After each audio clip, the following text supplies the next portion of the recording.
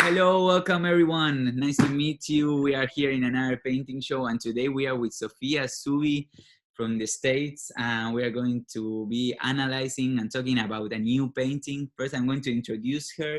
Hello, Sophie. How are you? Hi, I'm good. How are you doing? I'm very good. Very happy here in the middle of the quarantine in Barcelona, enjoying the sun and taking care. You? Good, good. I'm in New Jersey currently. It's finally getting warm, so I'm very happy. But I'm just been in my studio hibernating pretty much, creating constantly, so nothing to complain about yet. No, this is an amazing time for artists and to be in the studio also, no? Tell us Yeah. a little bit before starting the show, what do you know about painting so everyone knows our point of view? So I've always been infatuated with art since I was little, and like going to museums and just like walking around and discovering anything that just captures you. And personally, I've always been intrigued with artwork with horses and women in particular, and anything that like extracts from your imagination. And then I went along and studied at Pratt Institute. And then ever since I graduated, I've just been like discovering a lot within myself and who I am as an artist and a painter and what I'm trying to show the world. Mm-hmm. And it's been a journey and I'm still learning every single day. I don't think I'll ever stop learning, but it makes me happy. That's what matters. It's Yeah, about doing what you love. I love that. I love the word that you Yeah. use to discover. And that's Mm-hmm. what we are going to do in this show. We are going to discover a new painting. Yeah. Um, it's like a journey, and I hope it makes us happy and everyone else who sees the show. Well, today we have an amazing painting by the famous painter Edward Hopper, and it's called Mm-hmm. Compartment C Car 293. That's a Mm-hmm. very strange triple C name, but it's amazing, an amazing painting. I've never seen it in real life. Did you? No, this is my first time actually ever seeing this work, but it reminds me so much of a memory of traveling or stumbling upon someone who's in their own realm and journey going somewhere, and you're like almost capturing this moment of beauty with your eyes and you just want to keep it forever. And I feel like Hopper almost maybe saw this moment and like wanted to remember it or capture it. No, now that you're saying this, I understand that also the point of view how we are watching the woman is like if we were sitting in front, no? Like when you are Mhm. yourself in the train and you see Yeah. someone eating and you're looking at her. So maybe that gives us the comfort also of feeling in the same place, no? Yes. And like I love when you're traveling, like stumbling upon serendipity. Like I feel like this is a very like special moment where you're admiring this individual who's oblivious to really your gaze, but and also like the way he painted this I love too. It's very like fuzzy, but I guess that's his style. Like it has this like blurred atmosphere Yeah. that I guess it Uh, would be interesting to see this work in person because you know we're looking at an image on a screen and it's cropped and you know manipulated, but if we were to see this in person I'm sure our experience would be very very different. yeah, for sure the experience will be super different. Maybe the atmosphere will change. I want to dig into the atmosphere now, but you said about the gaze, but in this case we are not seeing the eyes of the woman, they are shadow, no? So this also helps to have a new, but not a new, but a stranger atmosphere, an atmosphere of her clothes. She doesn't invite us to talk with her. The image is not inviting because also she's immersed in a reading, no? Mm-hmm.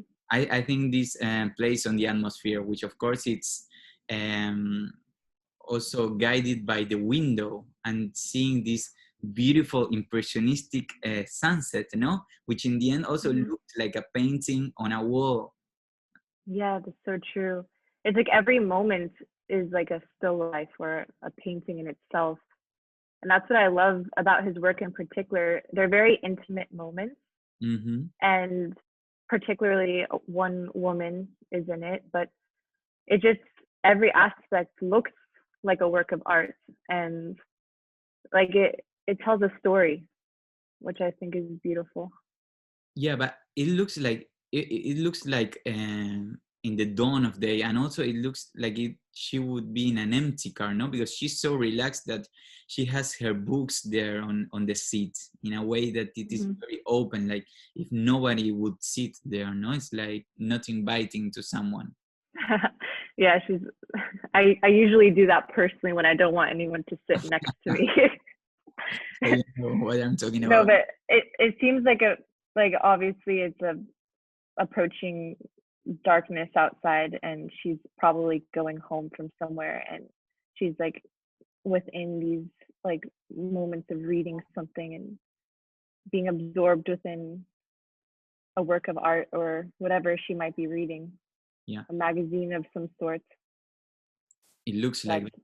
And also it's true what you say that dark is night is coming, and she's also dark. So I think I'm correlating these two atmospheres of the individual painting on the window, which is the landscape, not a painting, and she that is all dressed in black. Also she looks like a widow, no, or coming back from a place where she has to be all looted or all black, because it has this true. kind of atmosphere. Maybe yes, maybe not.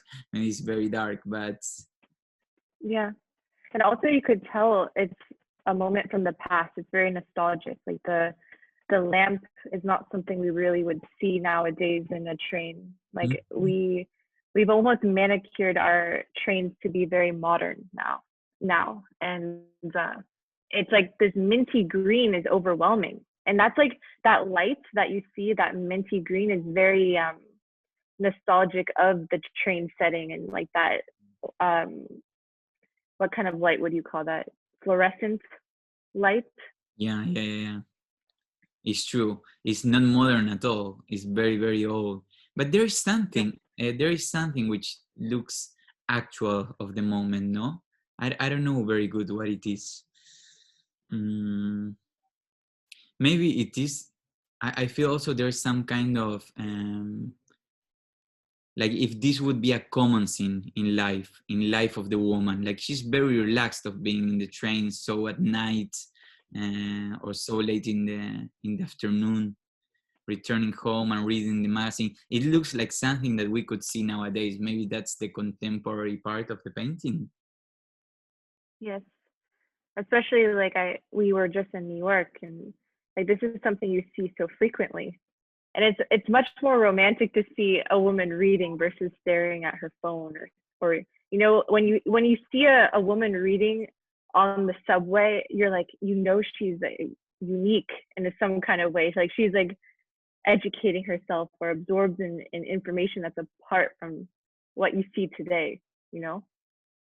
Um, but I also really love how the composition is composed, and I noticed like his work always flows in this like a triangle where you're looking at like three components, and it like constantly makes your eye flow.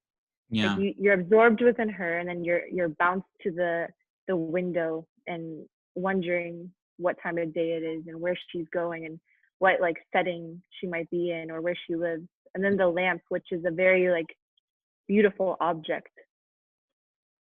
yeah, I agree totally. And the lamp is very in the middle. It's true that the composition is very,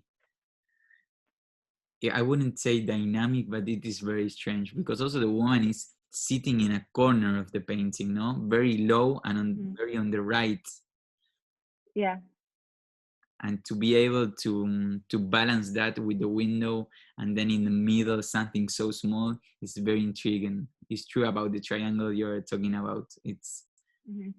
I like that. I wouldn't be surprised if he sketched this from life. I could imagine him doing that, you know? Yes, of course. I believe that he sketched everything, no? Hmm.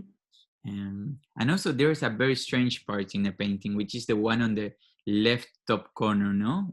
It looks like a shape that should be there for the composition. I don't know. It's because I don't see that in a train, or I don't know. I cannot picture it. What's your feeling about it? Yeah, like the how it orbs around Yeah, on the top. I know that doesn't really seem like how our trains it actually, looking at it now, it looks a little bit warped. Like the skew of it, it's Yeah. almost like usually that's where we store our luggage or something, and it almost seems like he like made this up. It was like Mm-hmm. he abstracted it in a way. Ah, it's true, it's true. Because now I realize, and I get the feeling also that the roof is not there. Yeah, I know. Like looking at it, looking at it now, like I feel like the line that separates that shape Yeah. is really warped. Like usually, if you're, I couldn't imagine what the actual train looked like from the outside. It seems like it wouldn't No, make sense. yeah, it has to be very, very tall, I think, no? And Yeah. this makes me think if it is a train at all.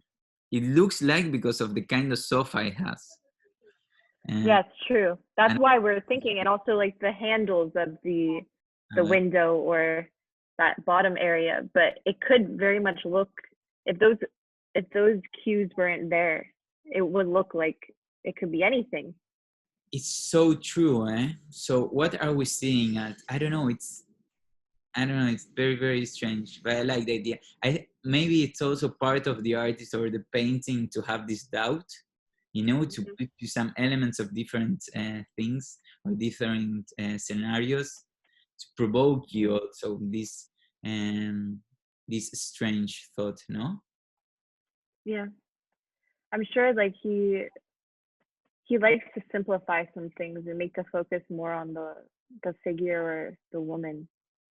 And and if it had too much going on, it would almost look too much like an illustration versus a painting. Sometimes I feel like when you over exaggerate something or you Yeah. paint something too realistic, you lose like the moment of what how to tackle a real painting where your imagination comes in or you're thinking about what's pleasing to your eye or how to make things a little bit more of a question. Yeah, it's so true.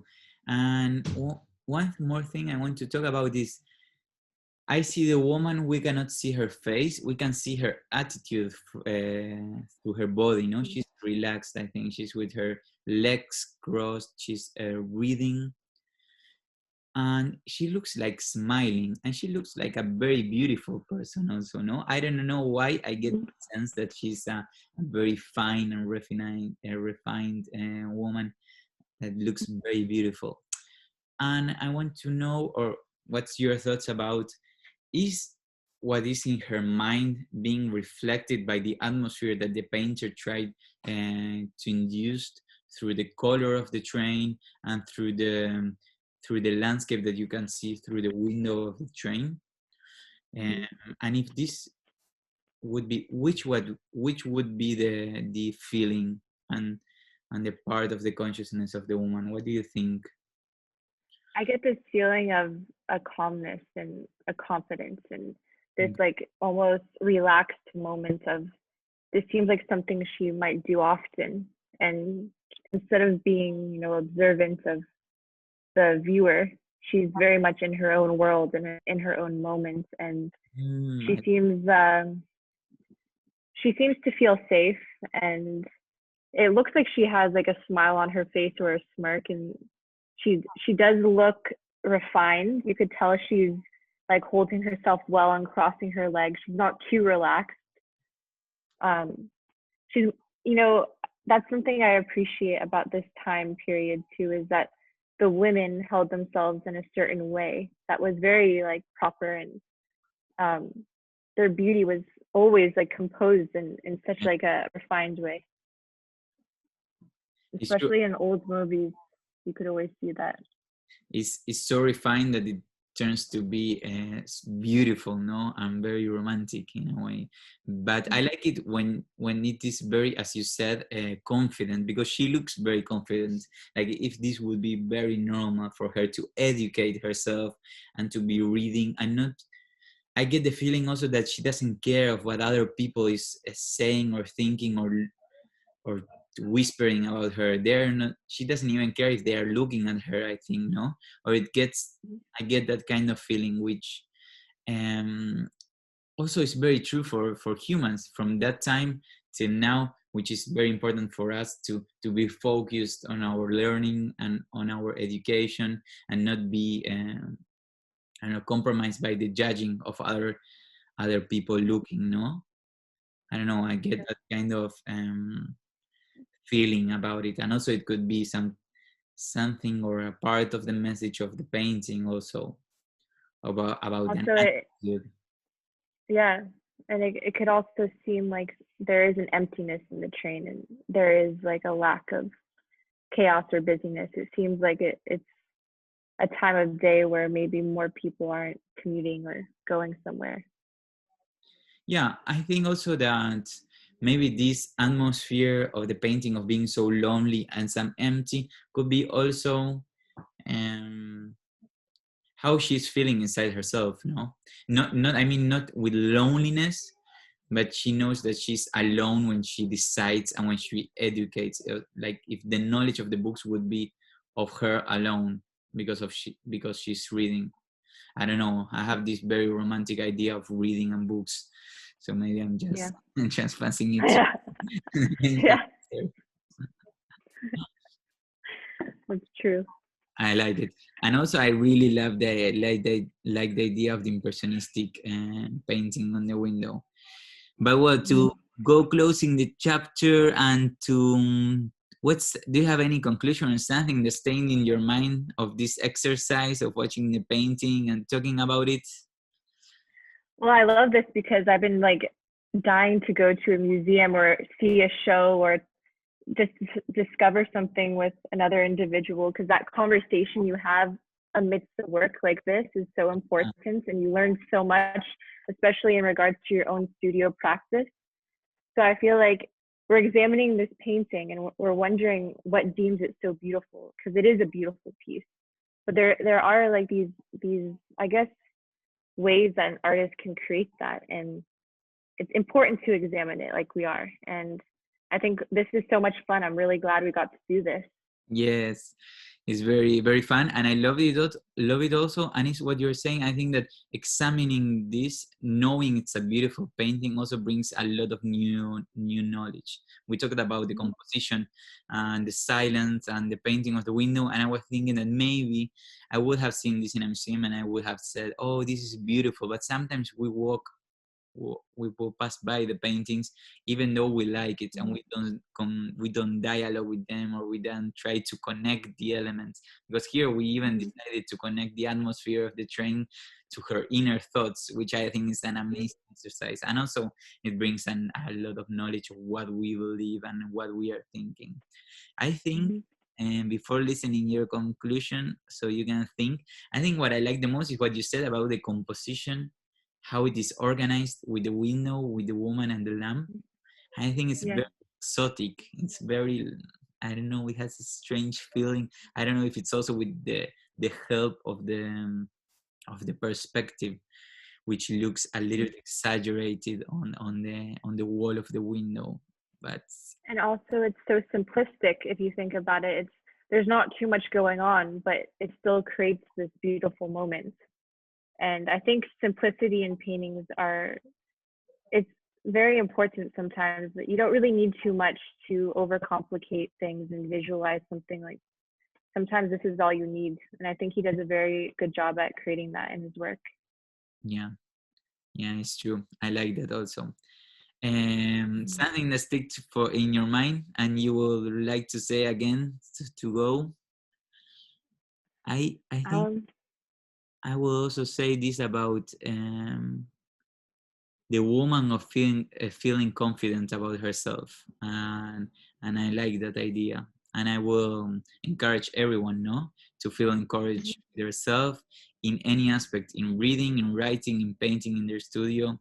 I think that's an amazing way, and I believe that reading books and writing brings a lot of confidence to that. Also, how big is this piece? Because it would be interesting to know like how in person it is to approach something like this, because it feels like something that's smaller and more intimate. Yeah.